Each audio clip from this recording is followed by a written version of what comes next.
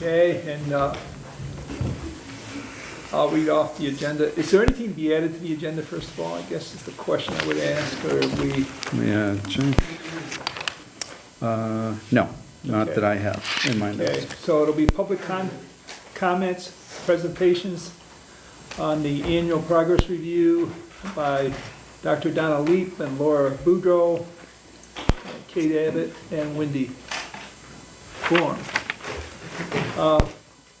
Then we'll do SVSU Continuous Improvement Plan, 3, 4, Finance Operation Related Articles, 5, Consent Agenda, 6, Policy, 7, Superintendent's Report, 8, Chair Report, 9, Other. And then there's some poor information at the bottom of your agenda.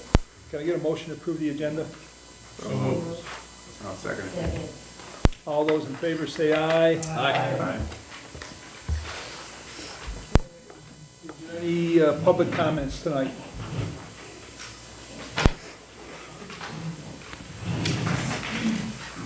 I lost my, Frank Kenny Shasberry, I lost my other notes, so I wrote them up real quick before I got here. This is about talking against Act 46. The people at the state level and legislators created this mess by not being fiscally responsible as they expect our boards to in all the towns. I suggest let them clean it up. They threaten everyone, if you don't vote for this option, then the state will come down and do it. Let them. I don't think that's a big deal. We're like a bunch of little lambs being led to the slaughter. Supposedly, this SVSU system is the state always used this as a model for the rest of the SUs in the state. Well, apparently, we weren't doing something right. Now, we're already doing consolidation at 85%. So there's not much more left that you're going to do. Also, a thing I'm hearing going around towns is teachers are told they have to vote for this because it's the law. Well, actually, they don't have to. Because if you look on their sheet that they handed out, what happens to existing districts that vote against the proposed merger? Well, they will be required to submit a report to the state by the end of 2017 justifying their current governance structure. Of course, yes, that's about tax incentives, but I suggest those tax incentives that they got going out there, that's a big joke. Because what's going to happen is as they give you those tax incentives, they're going to whack you with unfunded mandates. Oh, well, you can say goodbye to them. And you know it's going to be done because I've been on the board since 1988, not on all of them, well, actually all of them, but 30 this March on Shasberry alone. It's going to happen. They're going to play these games that, well, we're going to, and a perfect one I'll give you is the pre-K.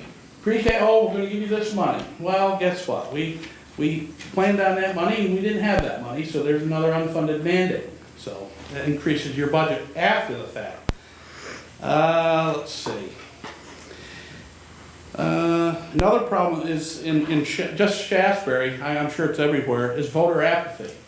You got people that are asking me, and especially the elderly and people on fixed incomes and stuff, they don't know what the hell they're going to be voting for. They're probably not even going to vote. And I'm sure a lot of the younger people aren't going to know. I mean, they're saying, well, the state says we have to do it. The state's always said stuff like that, but they never follow through half the time. Sorry, I had a better sheet than what I have here right now. When you ask questions, and I've been to plenty of meetings with Don Campbell there and the French, Mr. French, you ask a question, well, we don't know. Well, we think. It might. Well, you know what? I don't vote for nothing that you can't give me any answers to. Remember the saying, and I'm sure everybody remembers this when we're building this school, build it and they'll come, well, they're leaving. They ain't staying here. Now, Bennington's trying to do this thing, which, you know, I have to admit, Bennington is the hub of all the surrounding towns. I get that. But the problem is, if Bennington isn't going to have any businesses where there's going to be no jobs, you can't make a decent wage.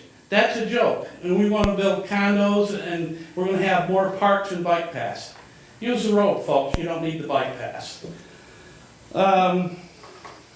I checked down the status of people living in the state of Vermont. 20 years ago, it used to be 675,000. 10 years ago, it's 651. You know what it is today? It's 624.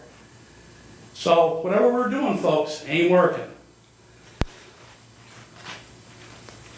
I look at it this way.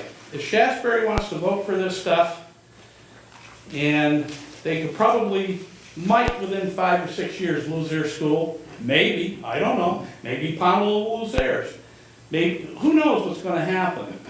But to be threatened into voting on something that nobody, and I'm going to go to that one tomorrow night at the auditorium, that's going to be laughable, so I'll bring a tape recorder so I can make sure I hear what they're saying. There's no answers. I suggest you can't get any answers. Well, this is the best thing you can come up with. No, it's not. You can come up with a better thing. Don't vote for it. Submit a chart to the state. Chances are they'll go with that because. I'm going to ask you to sort of wrap it up. Yeah, okay. Because you're starting to repeat. Sure. Now I forgot what I was saying, Nelson. Anyway, okay, I'll just say, the people of Shasberry don't get out and vote on Act 46 down, they could end up losing their school within 5 or 6 years. They will have gotten what they deserve. That's all I'll say. Thank you. All right, thank you. Thank you. I think the one point that you made is that there is a meeting tomorrow at 7 o'clock in the high school auditorium, and people need to go to this, ask their questions. We all have questions, I have questions, and see what we can get out of it. Because yes, there's been very little details on some issues, but maybe that's our chance to get them. So again, please attend. With that said, I'll move on down the agenda. Presentation. Was there any other public comment? I don't think so. Nelson, what's the password? Internet. I think that's the password. Password's internet? Yep. SVSU guest. Ray. No, I don't know, but, someone else asked me. Coming on.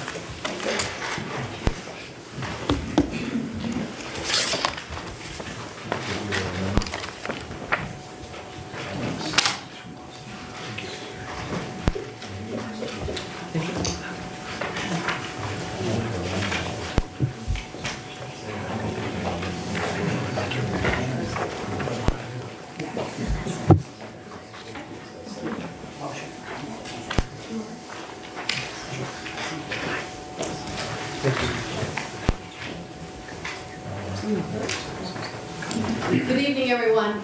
We're pleased to be here tonight to give you a summary of sort of the current state of the union. And we are going to have our special guest, Laura Boudreau, who is our Director of Curriculum, Instruction, and Assessment. We have Kate Abbott with us, who is going to present on early childhood programs in the SVSU.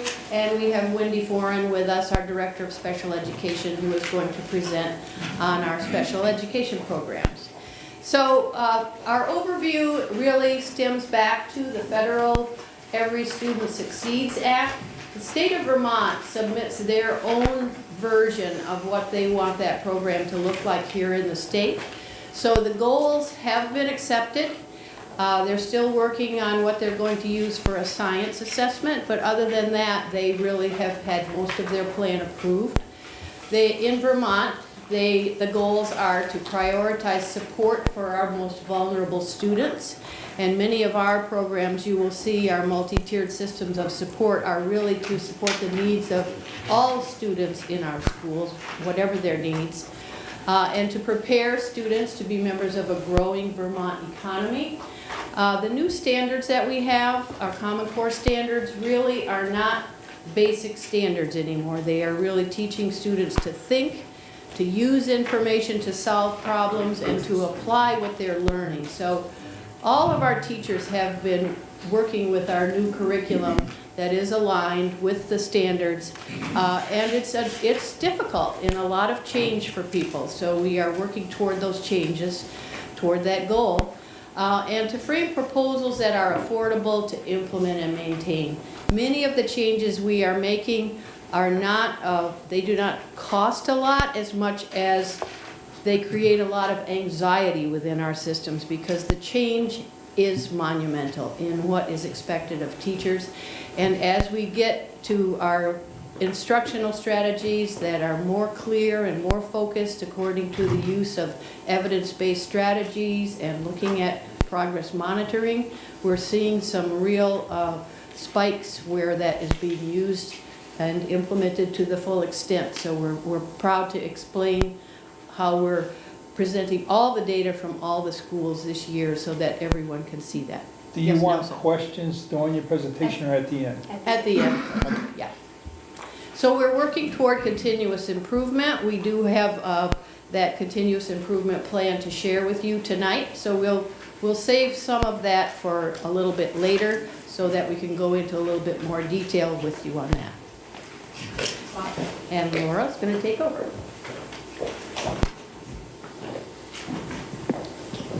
So this is a reminder that every school is required to have a multi-tiered system of support, which is a balanced system between academics, social, emotional, and behavior learning. We've used Act 77, which focuses on proficiency-based learning, as a wonderful vehicle to help us to develop our Tier 1 system. So we have curriculum teams and teams focusing on the social, emotional, behavior part that are really focusing on developing the good first instructional tools for all of our students.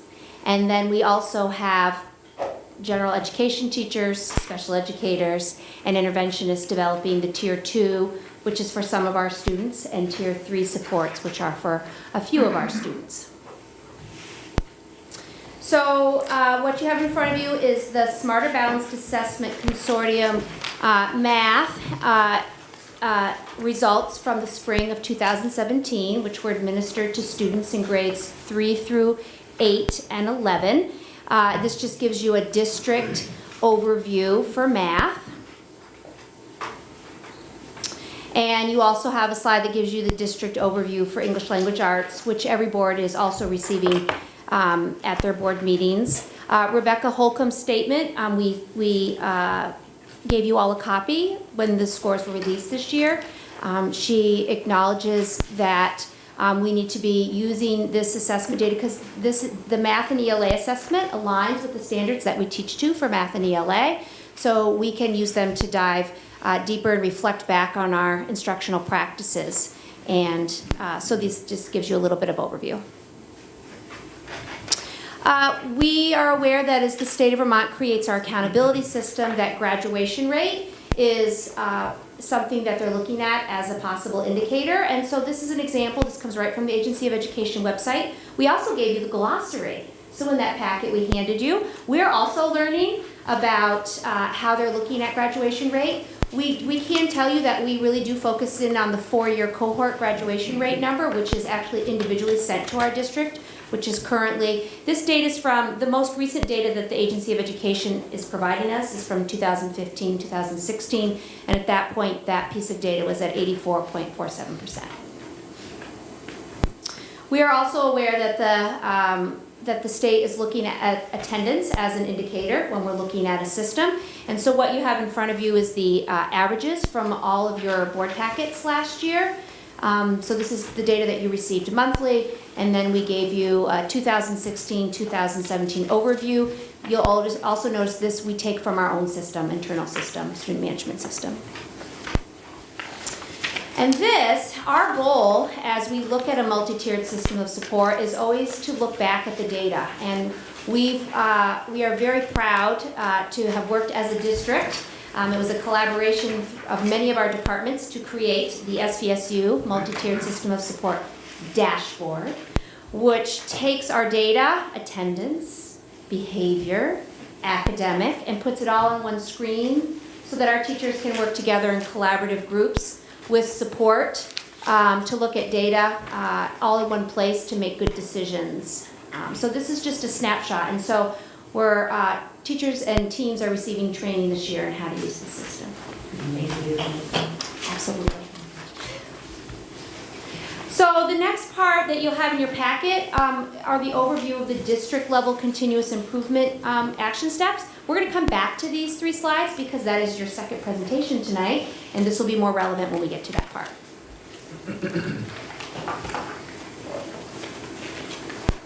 So I'm going to turn this right over now to Kate Abbott, Director of Early Education. Hello, I'm Kate. Can you hear me? Yes? All right. I'm Director of Early Education. Our early education programs provide preschool services, pre-K services, both in our 5 in-house public school classrooms as well as in our 16 partner sites in the community. And we also provide early childhood special education services, both to children in our classrooms and in our communities. Our early childhood program mission is that we create and promote nurturing, inclusive, and developmentally appropriate environments for children. And we have, as well as the school district, as part of the pre-K through 12 system, we have an early multi-tiered system of support.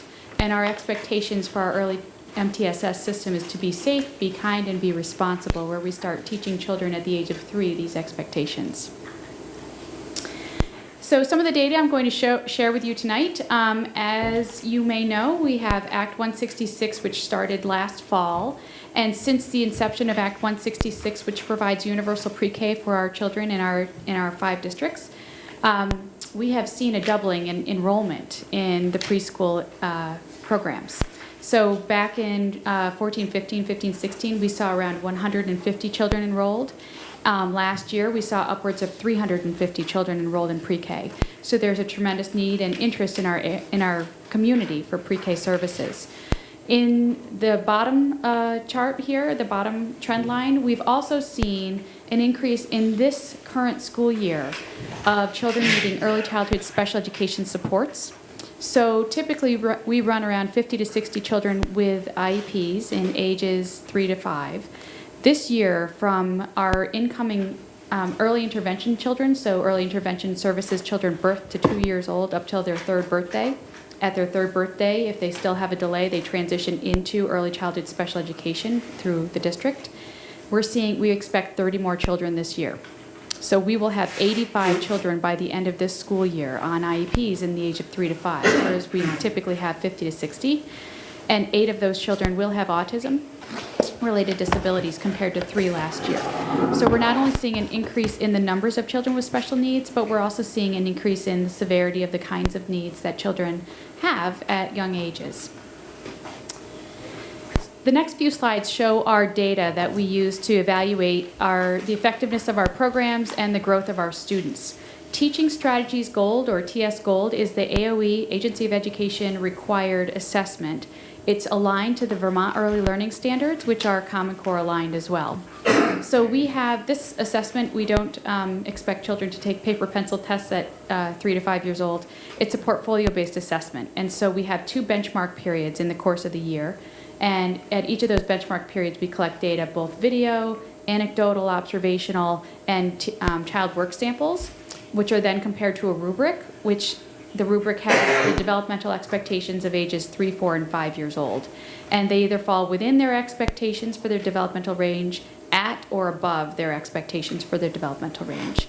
And what we can see from our charts is in the fall, we have around 59 to 66% of children entering within their developmental levels, their expected developmental ranges at the start of pre-K, their pre-K year. At the end of their pre-K year, in the areas of social, emotional, and physical development, we saw over 90% of children meeting their developmental benchmarks. In the domains of language and cognitive skills, again, we see children entering, about 65% of the children in the pre-K cohort, both in our public school 5 sites and our 16 site community partners. Only 65% are within their developmental expectation range. And again, we're seeing with a year pre-K, up to 90%, 91, 92% of children able to attain their developmental expectations. And in our last 2 domains, in literacy and math, you'll notice that math is our area of greatest need. We only have 46% of our children entering were in the developmental expectation range last year.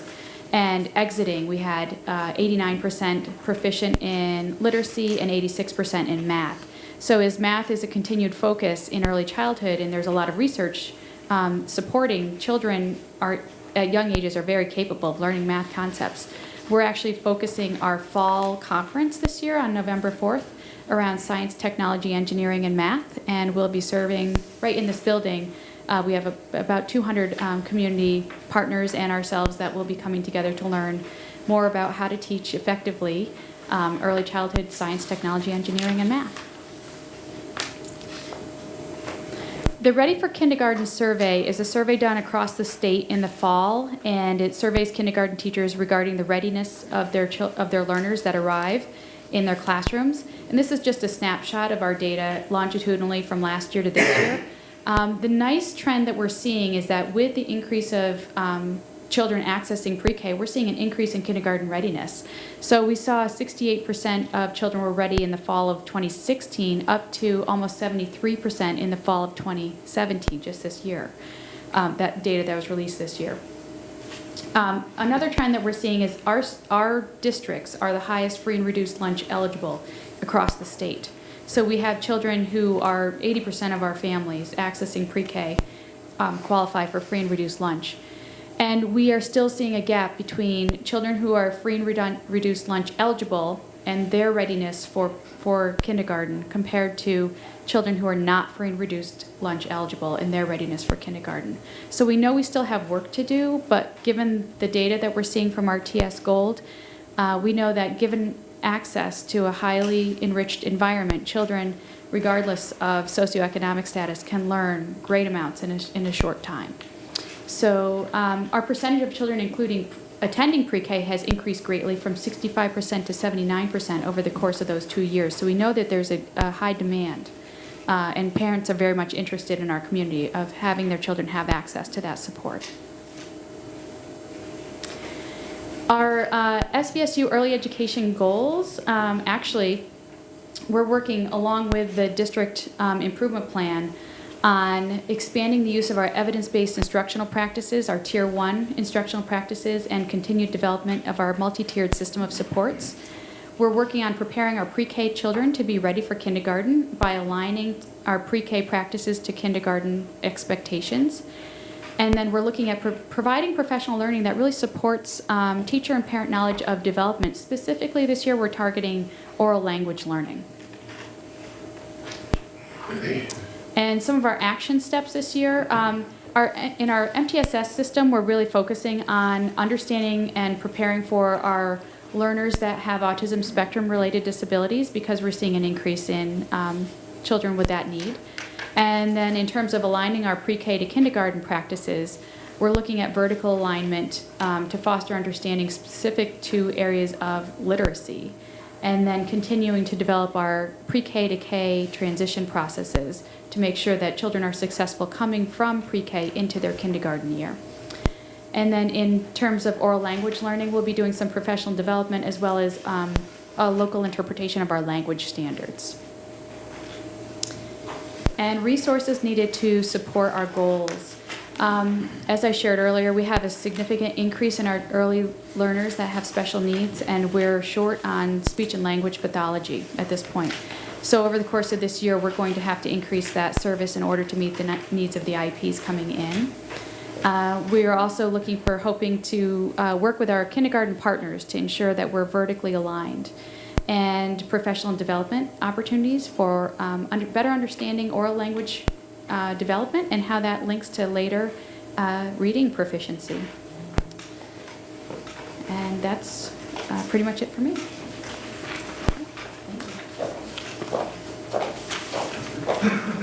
Hello, I'm Wendy Foreign. I'm the Director of Special Education. I'm going to build on what Kate has talked about.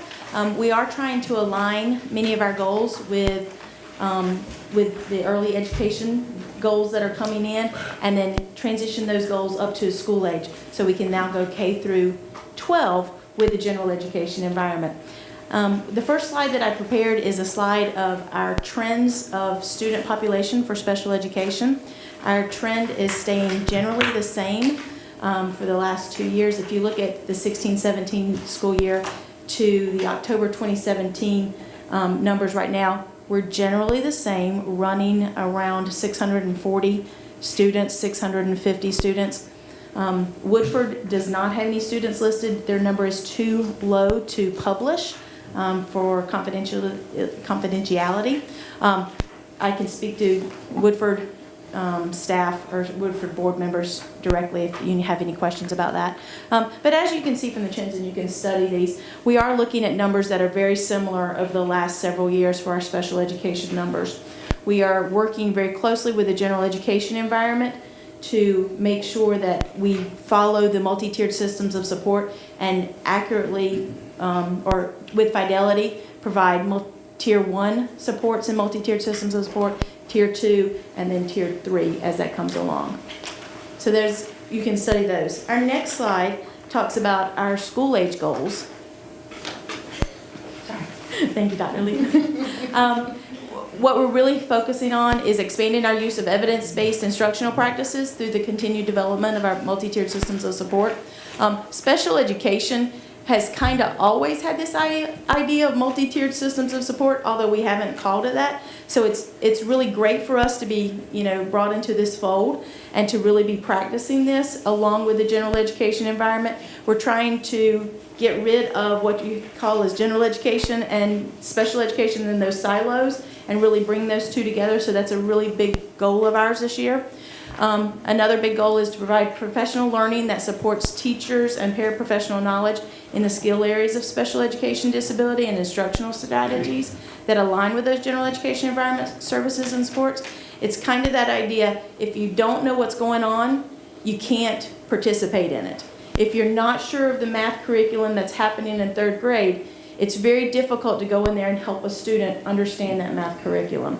So we're really, working with Dr. Leap and Ms. Boudreau to make sure that we're involved in those trainings so that all of our professionals understand that information.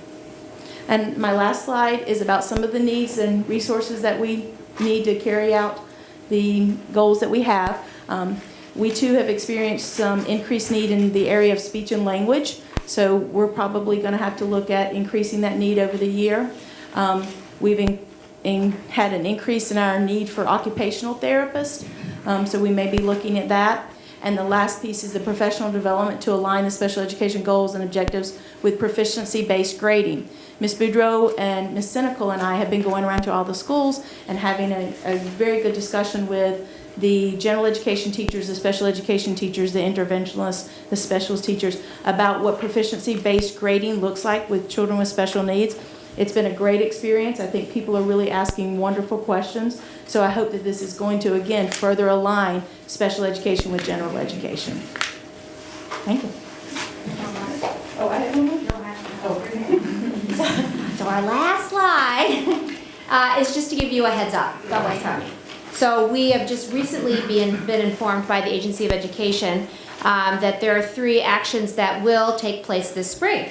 And the first is that the Smarter Balanced assessment is going to be moved to 9th grade instead of 11th grade. And they will do that this year, and that the tests have to, they can't give the same questions that they gave to 11th graders to 9th graders, so that means that they're creating the new questions that the students will take. So it'll look more like a field test. Action step 2 is that NECAP they've moved to phase it out, and it is now has been officially phased out, and we will now have an assessment that aligns with the next generation science standards for which we've been teaching to for the last 3 years. We are in a consortium with Rhode Island. We just learned that as well. To develop that assessment, we have not seen the assessment. We don't know what it looks like, but we have been told that we will be giving it this year. There is a grade change from 4th grade to 5th grade, and then also 8th and 11th. And the third action is the most interesting. That is part of the accountability system. Vermont values the whole child, and so they're adding a physical education assessment that will also be field tested this spring. Our phys ed teachers are actually, and I'm married to one of them, so they're excited about it, that it's important that we're looking at the whole child. And so the information so far we feel is positive. So we just wanted to leave you so you knew what was coming. And so now, does anyone have any questions for any member of this team? What grade is the physical education assessment score? I'm sorry, one more time. What grades are the physical? They have not told us that yet. We're predicting though that they have to choose a normed assessment. We're predicting that the norm, it sounds like the norm assessment they're choosing is actually one we're familiar with, and so we're predicting it'll probably be an upper elementary and then something at the middle and high, similar to the pattern they have. But I'm not going to clearly define that because they haven't told us that yet. They could surprise us and say everybody's doing it, so I'm not sure. I got two questions, actually. We're aware that there's a rise in autism, students with autism. I guess I'm curious if there's any information that tells you why, either on a national level or the state level or regional or anything. It's the second time I've heard that question today. I was asked that earlier today, and I said if I could tell you exactly why, I would be wealthy, but I cannot.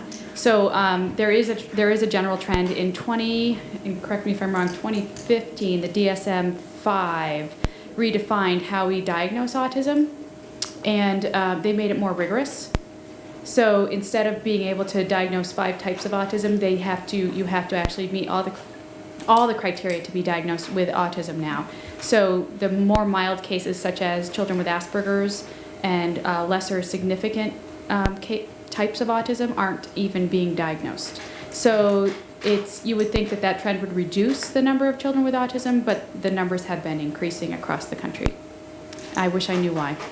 And my other question is, we've historically had problems with trying to get speech pathologists and other kinds of therapists. I think occupational therapy falls in the same category. Is there a backup plan for what happens if we can't secure those professionals? And we have been talking about that. We've reached out to several of the colleges to try and get partnerships with them. We are actually doing a couple of student-teacher or having student teachers come over and work with our speech and language pathologists. We've done it with the occupational therapists in hopes that they will find our district, they will like our district, and we will start to build that. We have had several come over from St. Rose, which is a producer of speech and language pathologists. We're also looking at Herkimer, who they do occupational therapists and physical therapists A programs, which is not the full physical therapists and occupational therapists, but they're like highly trained, like a highly trained nurse in that area. So we're trying to partner with Herkimer. So we're trying to build those partnerships to help. One of the things that Kate and I have spoken about is who we can contract with if we identify a need and we're not able to immediately get that need. And we've talked to the hospital about that. There are several independent speech and language pathologists, occupational therapists, and physical therapists around the area who may not do a full-time, but would consider part-time. So those are some of the things that we are looking, but I think we do definitely agree with you that it's very difficult to bring those professionals to our district, but we're trying a variety of methods to do that. Thank you.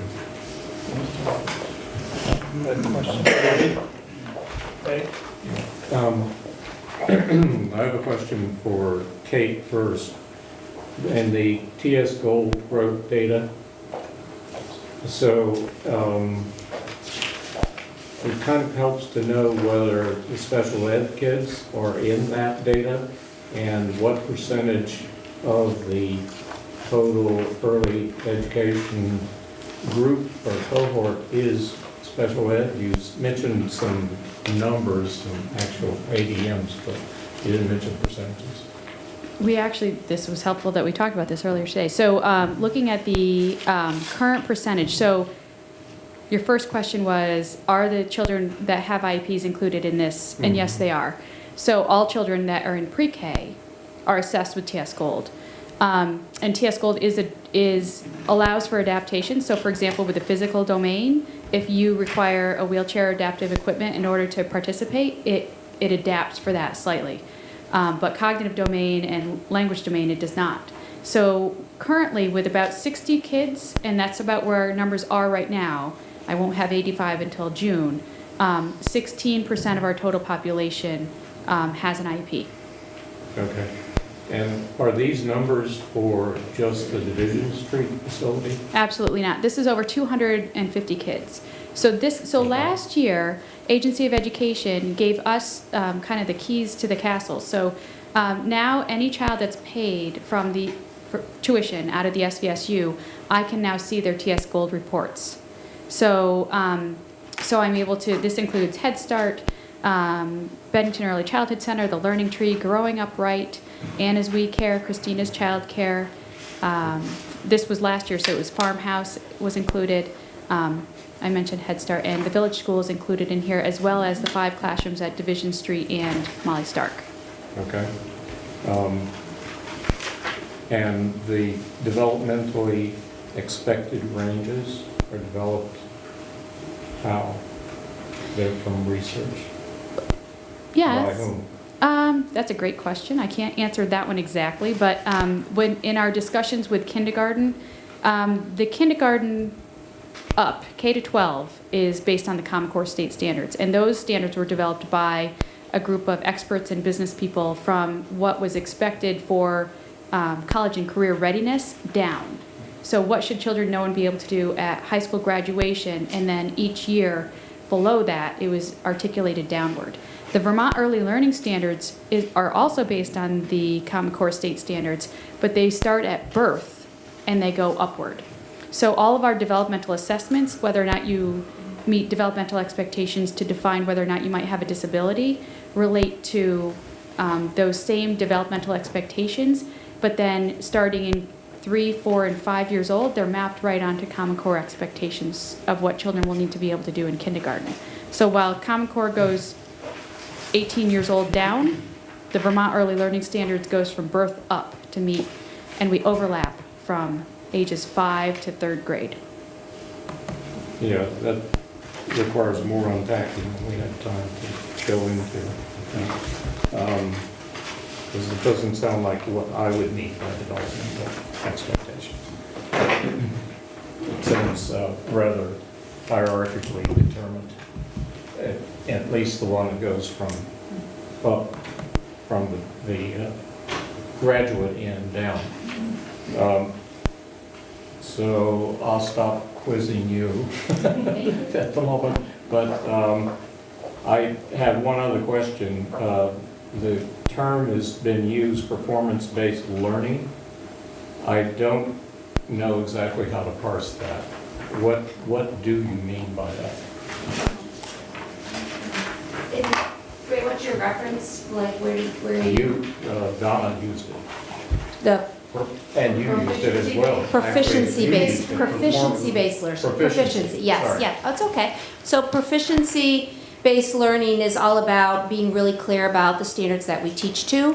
So we've spent the last 3 years really looking at the standards adopted by the State Board of Education and making sure we're really clear about what we're teaching to, and then we prioritize our instruction around that, and then we develop scales to assess and report out to students and their families. So it's becoming really clear about what we want students to know and be able to do, and how will they know if they have it. We're always answering those 2 questions. And proficiency is where we're measuring them against a standard to see if a student is So it's proficient. basically determined by assessment.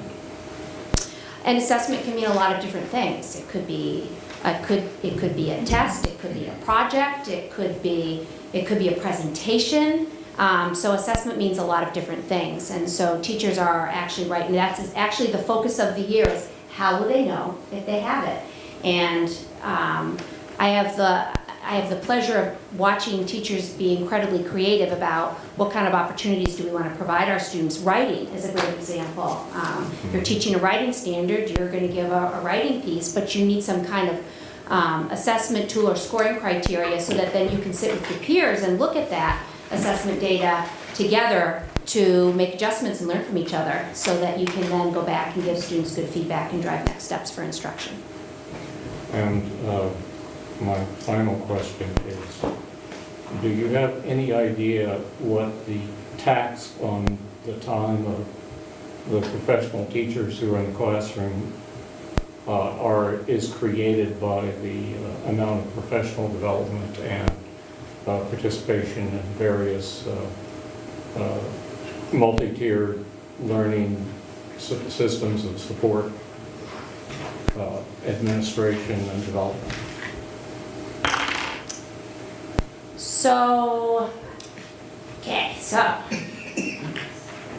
I think that, and I'm not sure if I'm answering your question, but I did hear some things in there that the system that we're building that is outlined for us in the educational quality standards asks us to make sure that we have a viable curriculum and assessment system that's all about making, again, sure that we're clear about what we want students to know and be able to do. And because there's been such a shift in the standards that we're teaching to in the last 5 years, it does require a great deal of professional learning. I know as a classroom teacher, I want to make sure that I'm going in and I'm being incredibly prepared. So we've also learned that we can learn best from each I'm other. not asking you whether that's necessary. I'm asking you what does it cost us in terms of time that, because the teachers are under contract, so there's a time limit on their time.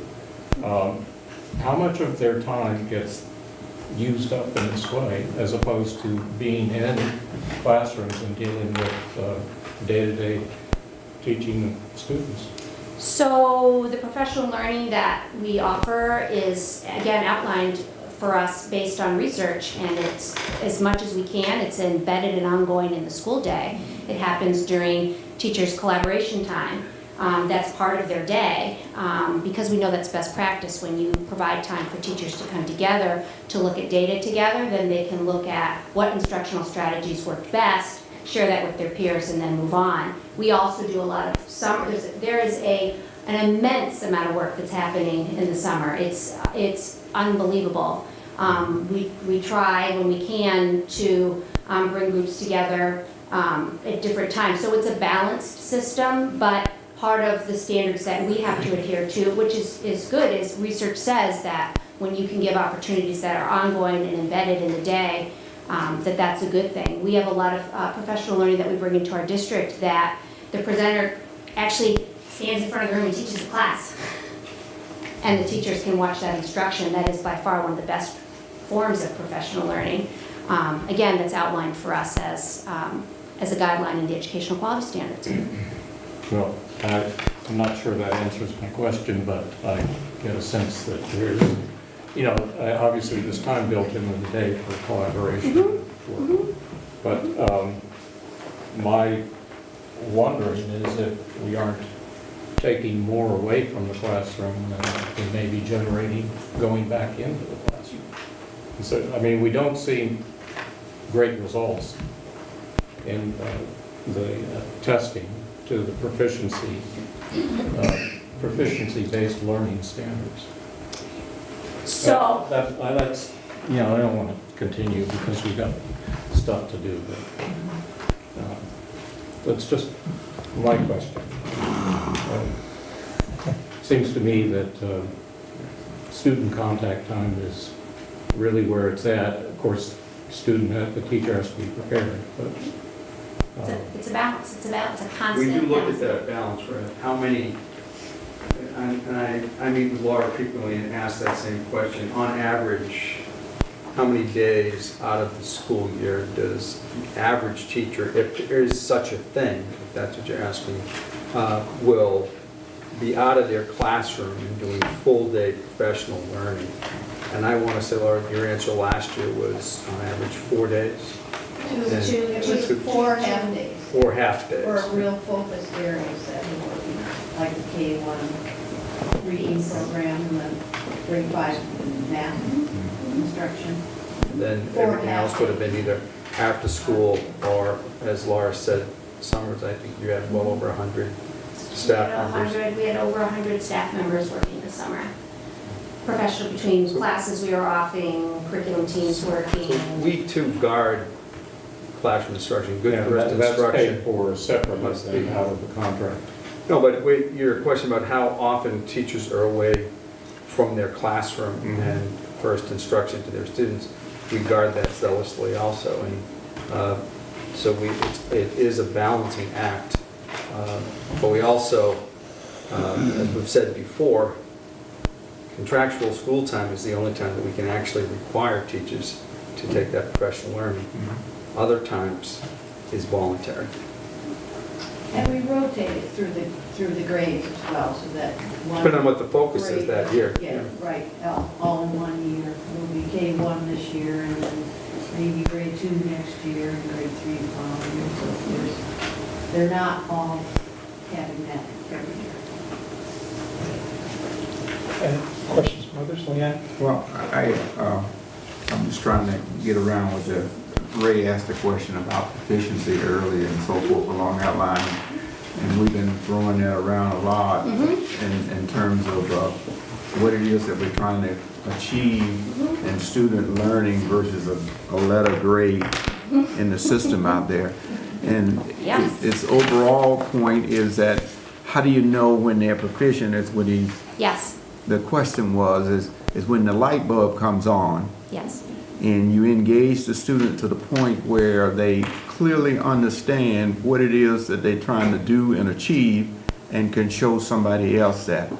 That's the basics by which we're trying to go at, is getting, empowering the student, empowering the community, and empowering the teachers to get that light bulb to come on so that individuals will take personal ownership in their learning and know where they are in their lifestyle and what they are capable of doing.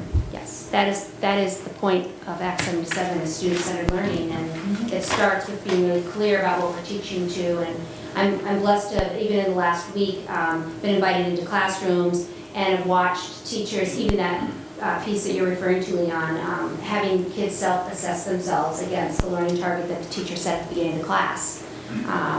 You know, in a phys ed class, it was communication, which is a transferable skill, and he had them peer assessing themselves about their communication with a cooperative game that they were doing, and that was a great way. But the teacher will also have their own self-assessment piece, but it was really individualized, and it was the child measuring themselves against the standard.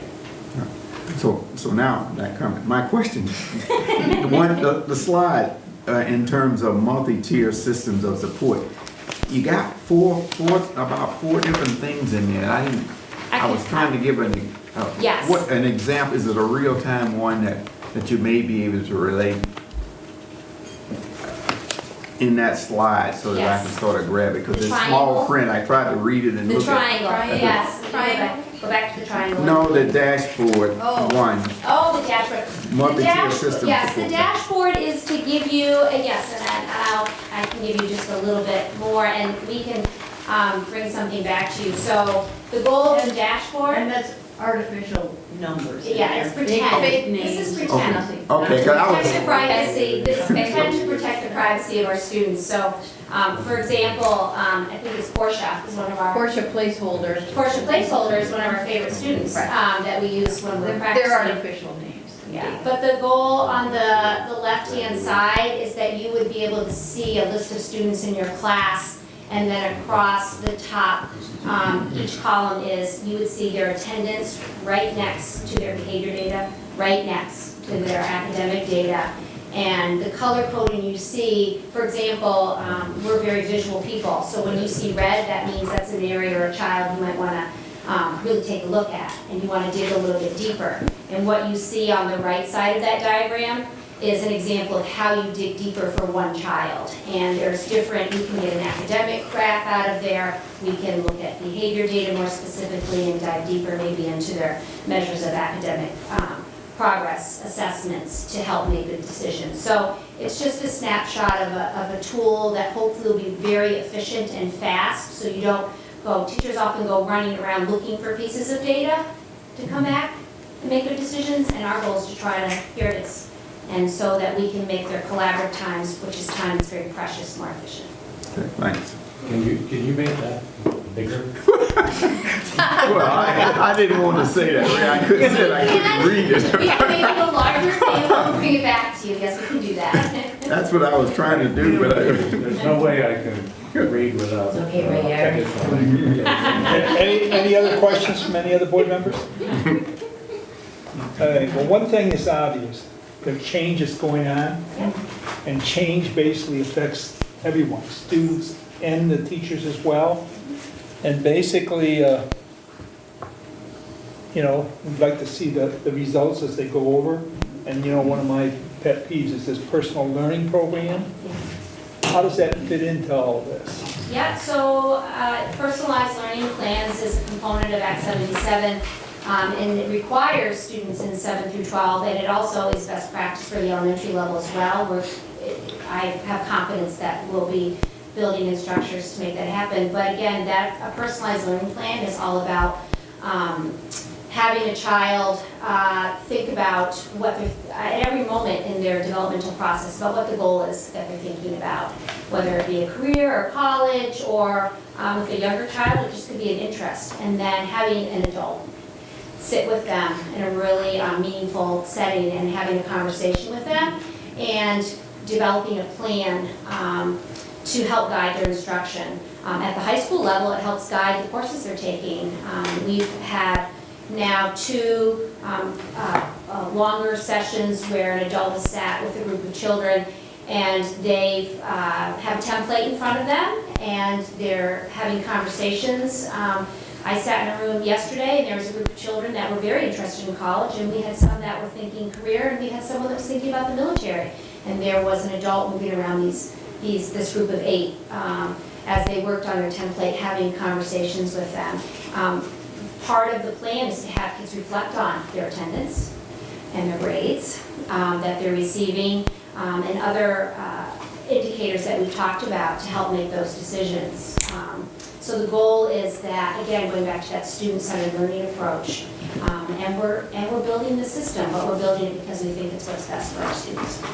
How hard has it been to make the changes for the instructors, the teaching class? We've heard about how much time are they losing from in front of people and so forth. This has to be a change from the method where they set up their curriculum and had their program planned for the year, and have done it for 20 years. Yeah. And now all of a sudden, you're throwing a curveball at them that says, Yes. can they hit it or not hit it? And Yeah.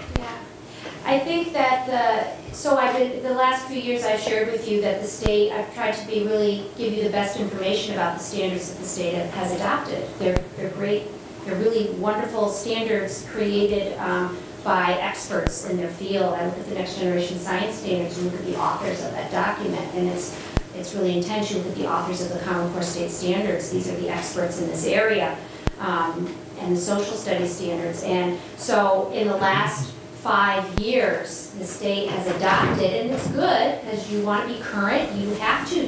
We are trying to prepare kids for jobs we might not even know what they are, and these experts have come together to create these standards to let us know what's coming. So you've got to interpret the standards, and then you've got to make your local curriculum document. You've got to have as many people as possible involved so they understand them, and they know how to teach to them, and that takes work. And then you have to develop a way to assess, and at the same time, and this is a good thing, remembering that we really want our students to be a part of that and own it and know it. And so you're learning how to create a student-centered learning environment. So you're learning about what you're teaching and how do I make, and we know this as educators, but we're really building our system. And then how do you collaborate and work with all the people in the building? How do you find time to come together? Because when you can, it's like magic happens. When you get a group of educators sitting and talking, we have some schools this year that are dabbling in student-centered conferences in our district. So can you see where this is all headed? So everything, it's a lot to learn. But everyone's, I feel really positive about the work we're doing. I feel like we're headed in the right direction, and I would not deny that it's a ton of work. yeah, the reason why I asked this about 20 years or more ago, we, at the institution I work for, pushed laptops for every student. But you also have to get the instructors to know the laptop and start using it. Yeah. And what we found was that some of the instructors, even though we gave them the laptops, would put that in a closet, and they had a very hard time getting on board to Yes. teach the method we needed to teach. So every student would end up with a laptop, which is, the program is, it took a while, and like you said, 5 years or whatever, and it might have taken us 5 to 6 years Yeah. before we got every instructor out of the closet.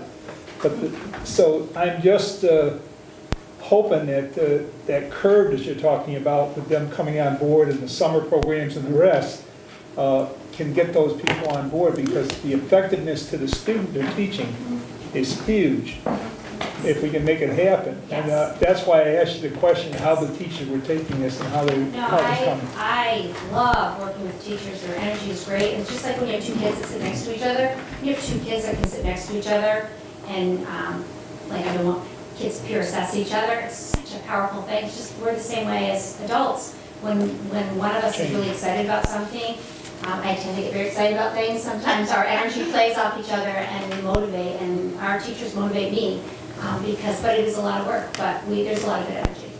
I think one tool that Laura especially has used really well in the professional development and in building our curriculums and assessments is teams of teachers from all the buildings get together. And we do fund some of those activities after school, like our English language arts team is looking at curriculum and looking at do we have the best programs that align with the standards. And so their teamwork, we always say that it builds capacity. So those team members go back to their building and share with their school what the changes are that are happening, so that the changes are actually gradually always going out to the classroom teachers.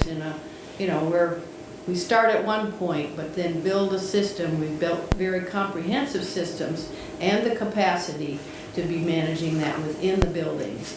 That was why we shared the data tool with you, just to show that those are the requests that we get for the resources and the tools. So then we're building them and then helping each of those teams. We have a data team and a math curriculum team and a English language arts team and almost every subject area. Science, science tests have not even been testing the standards that teachers are teaching to. So it's always a question of valid and reliable tests. So as teachers are learning to teach the standards, the tests become more valid.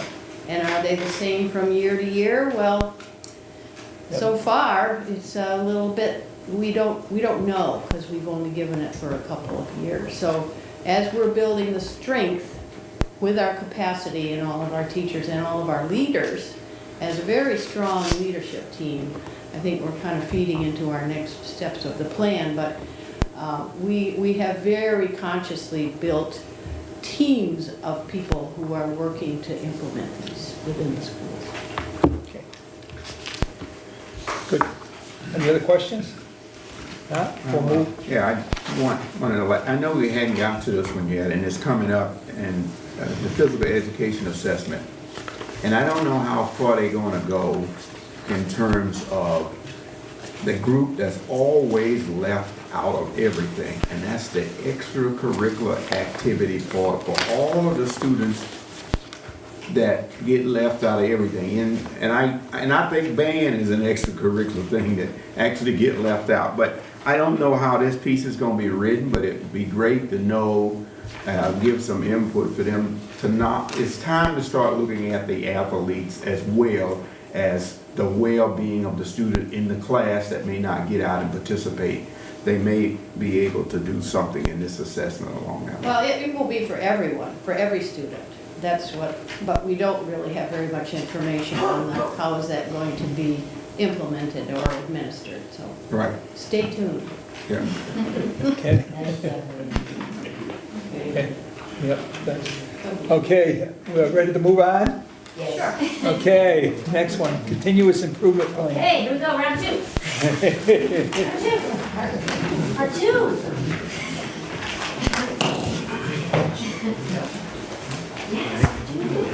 Oh, you guys already have it. Hey, they already have it. Some people. Oh, some people have it, some people didn't. Sorry, there you go. You got it? Okay, good. Yes. You got it? I think I got one. Good over here? I was looking at it today. Okay. Just assessment results. Oh, I I don't think it's. I have it on. This is. Yeah, you have it? This is the thing that was attached to the. Okay, yep. I read it. Yeah, I just didn't put it out. I read it. Okay, so what you have in front of you is we're just going to give you, we are letting you know that we are required as per the Vermont Educational Quality Standards to have a continuous improvement plan. The district has to have one, and then all the schools also have to build one, and it has to feed off the district plan, which kind of just makes sense. So this is just, we're giving you the document to review, and we're just going to highlight a couple of we're going to go over our 6 goals. Goal 1 is about leadership routines and systems, and it's all about establishing a district leadership team and that oversees our whole system. That is, we call that one of our teams is our administrative team that's composed of principals and directors who created this plan. This was work that we did at the end of the year last year, and also this summer to create the action steps that you see. We also meet to review benchmark data as a district and help to support each other in all of our schools. Goal 2 is about tiered instruction, which you saw in the diagram, multi-tiered systems of support. A great example and a goal that you can see in our action plan for Goal 2 is that as a leadership team, we looked and noticed that 5th grade math was definitely a bubble year, and that was identified at one of our meetings, and then we came together and with our Pat Conway, our district math coach, and Melissa Senecal, our district data coach, and we created an action plan for this year to support those teachers, where Melissa and Pat are going into the schools and working with the teachers in their classroom setting, attending their collaborative meetings to make adjustments.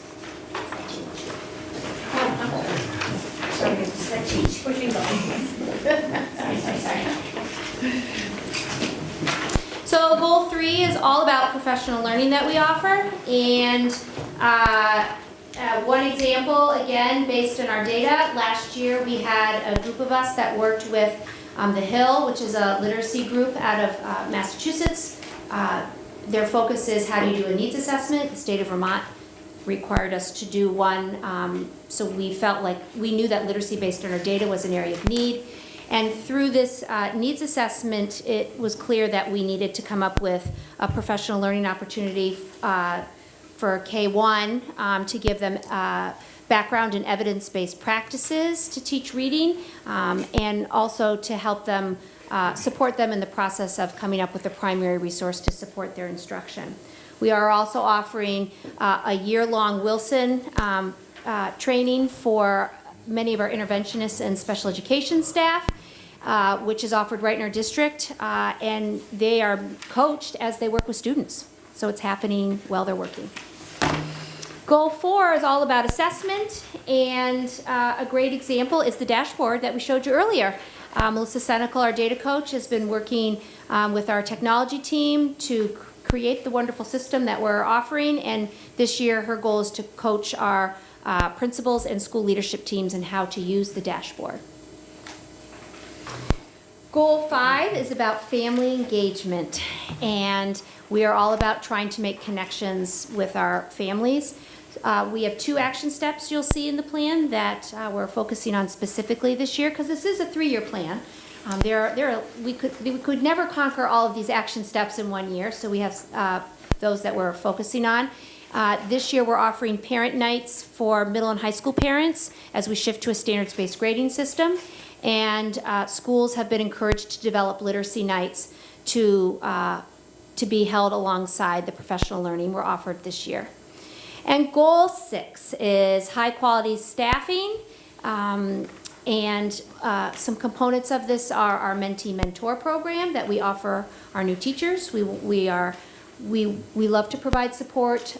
We provide them with a mentor, and we also provide them with a year-long training, which we think is fun, and they come hang out with us once a month, and we go over different resources in our district that align with our supervision and evaluation tool.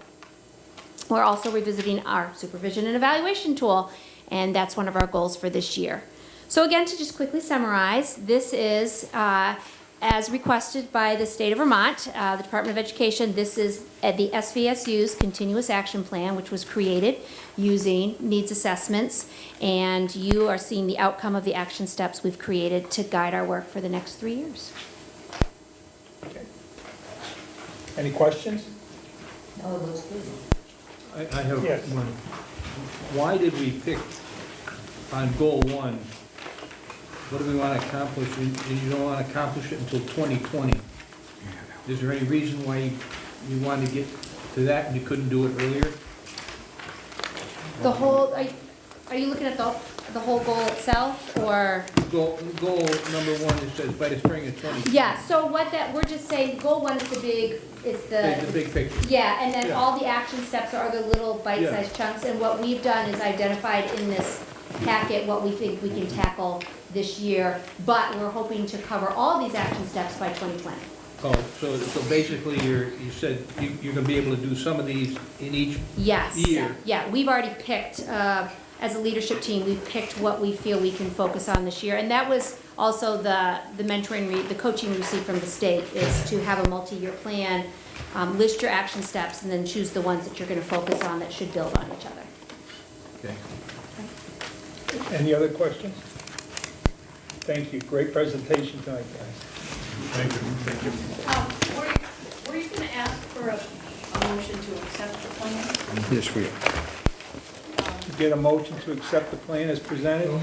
Second. Okay, any discussion on the motion?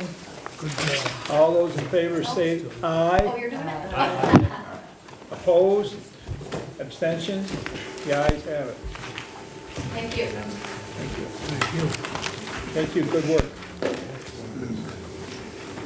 Okay, moving on, finance operation related treasure report. Accept the report, get a motion? Second. Any further discussion on it? All those in favor say aye. Aye. Bank resolution? Yeah. Can I explain that?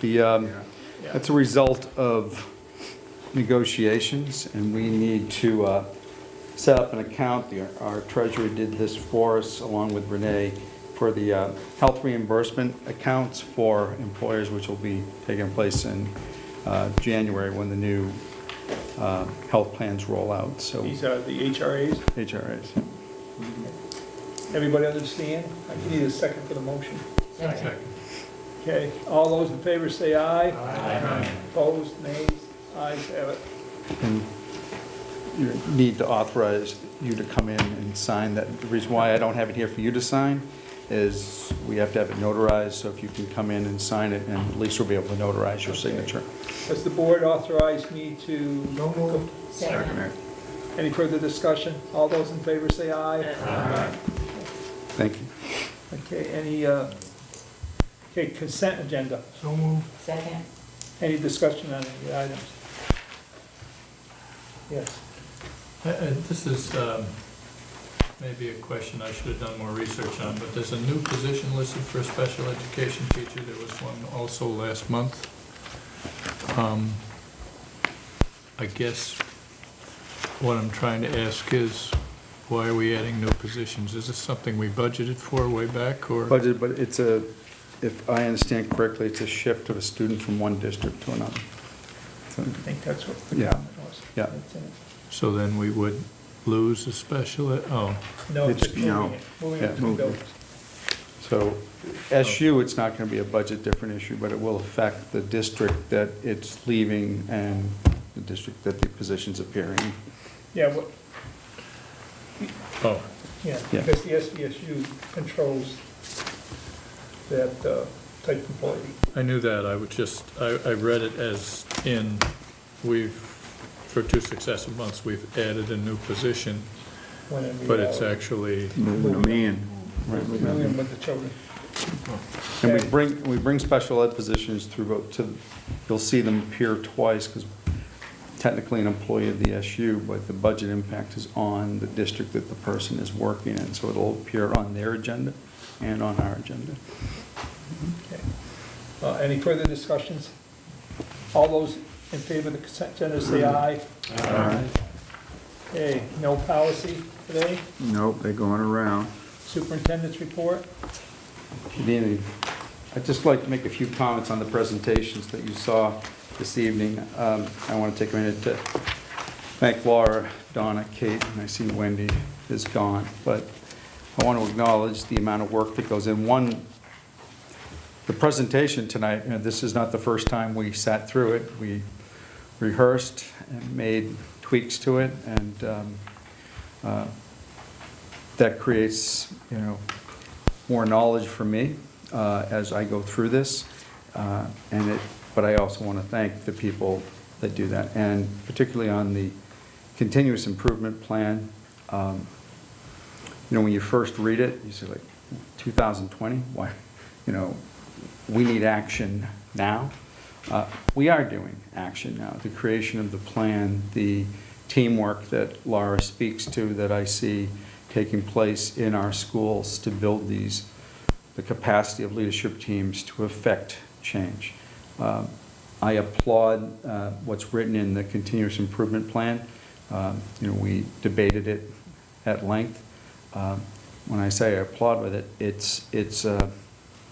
we expose ourselves in a continuous improvement plan.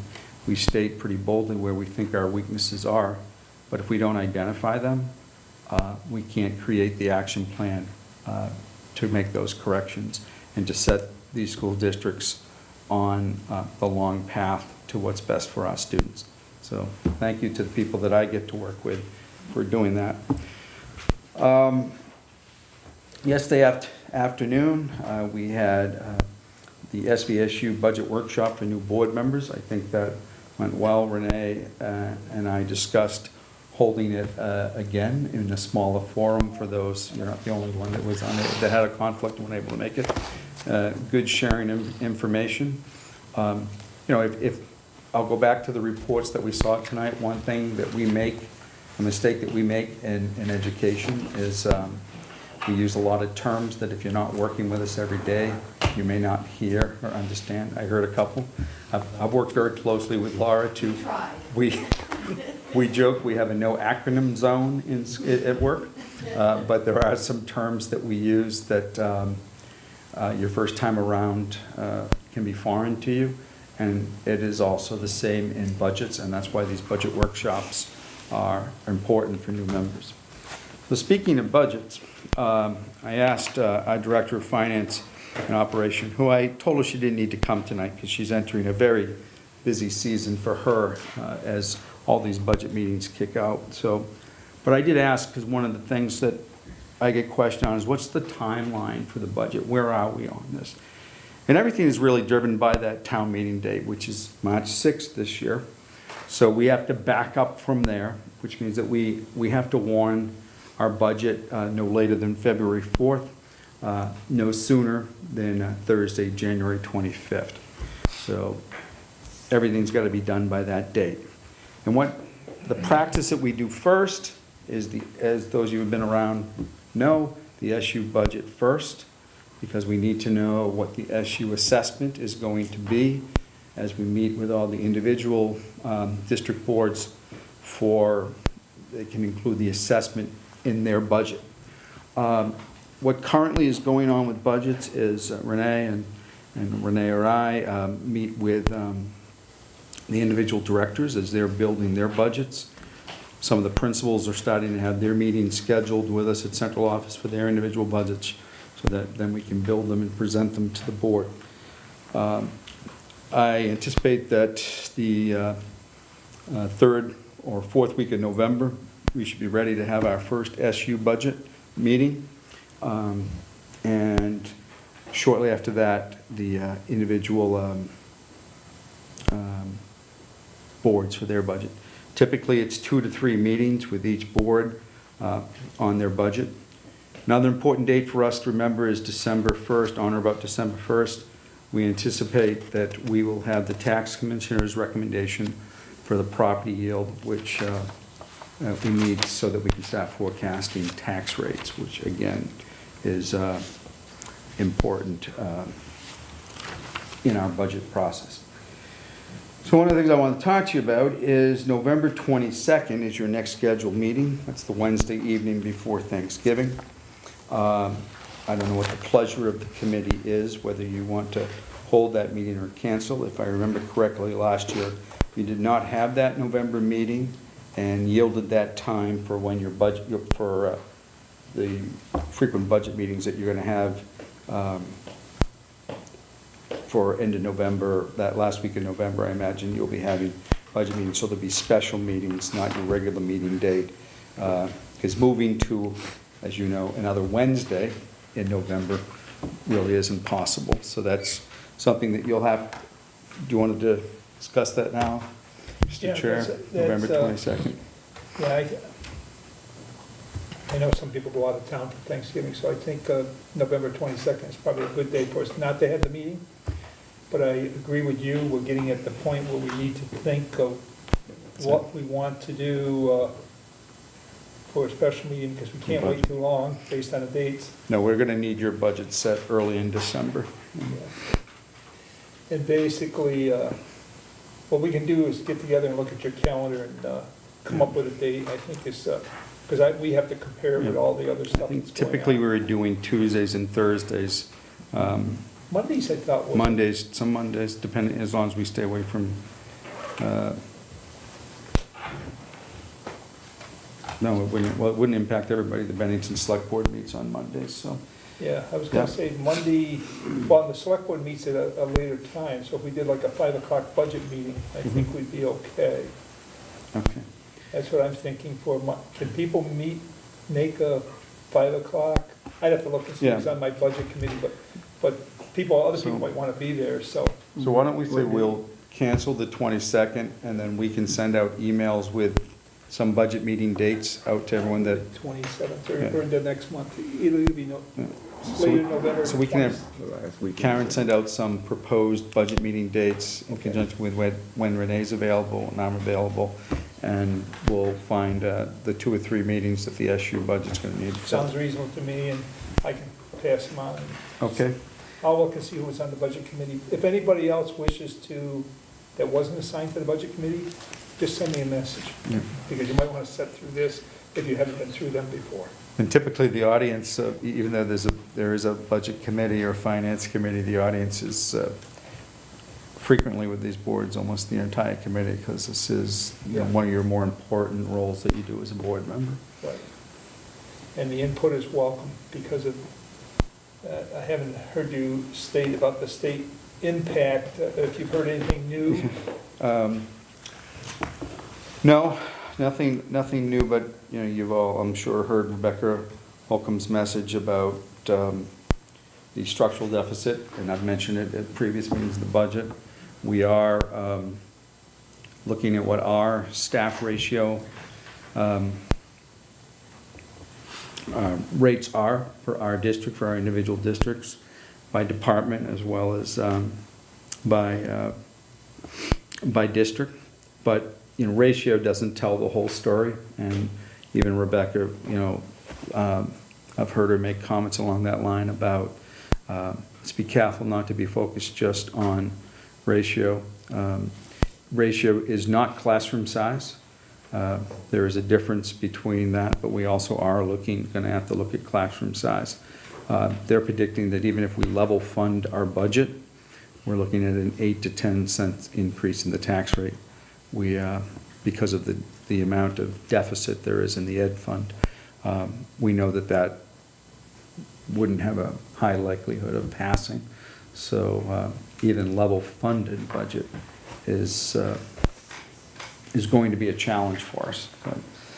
But That's the message I wanted to get out there. Thank you. yeah, feel free to repeat it in your report. I do have a bit of good news. One of the things that when we hired Renee Gordon to be, and she's not here today, so she won't be embarrassed if I announce this. One of the requirements that we asked was for her to receive a VASPO certification, which is the Vermont Association of School Business Officers. So I have a letter addressed to me that says Renee J. Gordon has recently become certified as a Director of School Business Management and Finance from the Vermont Association of School Business Officials. And so it is a distinction for her in her profession, and we did make that as a condition when she was hired, so. Please pass on that the board congratulates her I and will. welcome her aboard as always. Two other things that I want to mention, and some of it was already mentioned earlier. Tomorrow night, it's worth repeating, Mount Anthony Union High School Auditorium, 7 o'clock, will be an Act 46 forum.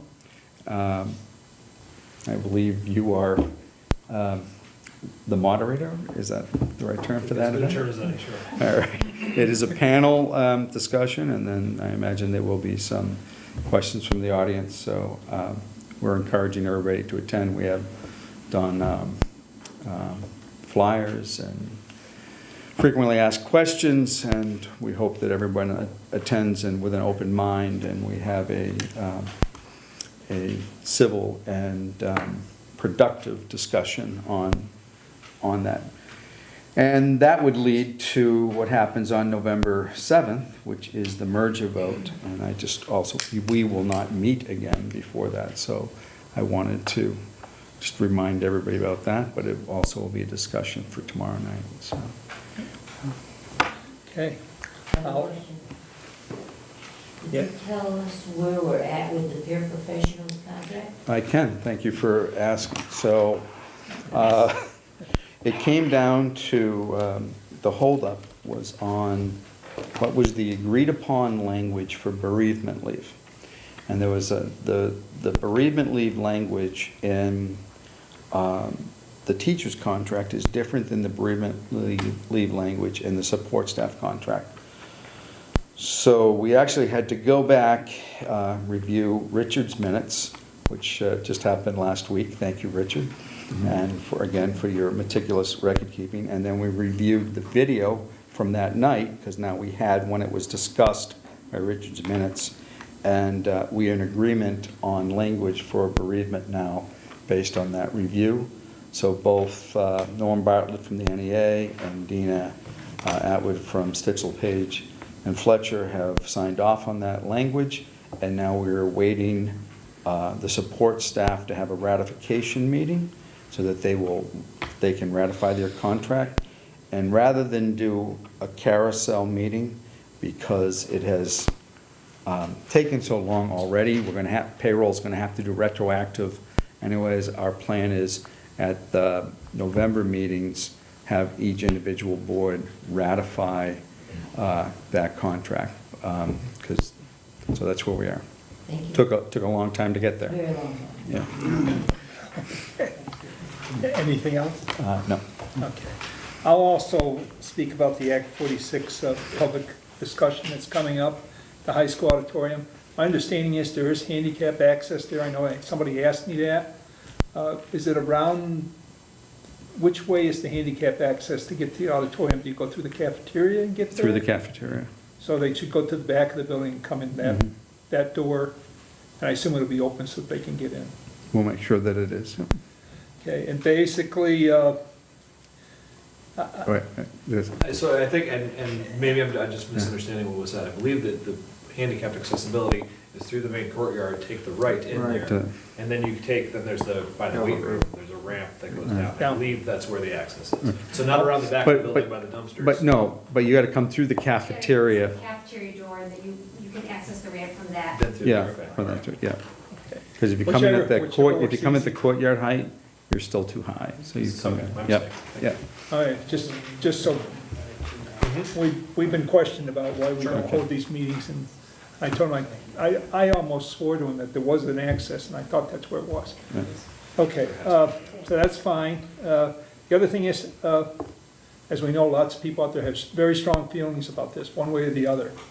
And I'm with you. I think what should be, if you got concerns, come, be civil, and let's have a good discussion on this, so we all walk away with information that we're looking for. And that's where I'll leave that. I also wanted to thank Donna and Laura for the presentation tonight. I think that's very helpful, not only for this board, but for the people that watch, that understands that we're trying to make changes in our curriculum, and we're trying to improve the overall instructions so that our students coming out of the high school will be better prepared to move forward. And I think, I agree with you, nothing happens quickly. It takes a very long time, that's why I used the example I did with the laptops. But I'm glad to see that you're not giving up. You've been at 5 years and you're still talking about more, to get to 20. But I think if we all work together, I think it's better for all the people that have to instruct the people as well as the students, and our goal is really for the students. So, thank you for that. And I was going to talk about the November 7th. You'll go to this Act 46 public discussion, but remember one other thing, on November 7th, you have to get out and vote. And make sure that you do that. I think you can pick up absentee ballots now in all the towns. I know there's a lot of reading to go with what's on these ballots. It's a lengthy ballot. So, is this going to be broadcast on Thursday night, tomorrow? The plan is to broadcast, but Might not be most live. likely we can say, Yeah. it depends on some variables. But Well, the yes, reason why I plan say that is people that have these absentees, and if they don't get to read them all, they should watch it, We will from- replay it, and it will be on YouTube as well. okay? So that they can get their answers. And I think it's a very important decision for the town, just like it was 50 years ago when we created the MAU. And I think you all need to get involved as much as you can on it. I think also it's worth re-mentioning that it may not be live, so if you try to tune in, don't be discouraged. It is being recorded, and it will be available through CAT TV and on your YouTube channel. So, And the plan is to go live in place of Panel Select at 7 on Channel 7. Powell has no meeting, Exactly. so, So instead of the Panel Select meeting, we should have that live as well. okay. Because most of the selectmen are planning to attend. Clarify, and everybody knows that North Bennington is not, vote. North Bennington didn't warn this, so there's not a vote on the ballot article. Is it also the case that North Bennington is not voting for the directors?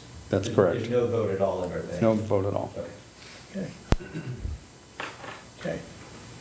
Any other comments? We get warrants to sign. Right here. Yep. It's around somewhere. Yeah. Okay, and with that, I'll be quiet and see if there's others. Is there any other discussion? None heard, I take a motion to adjourn. So move. Got a second? All those in favor say aye. Aye.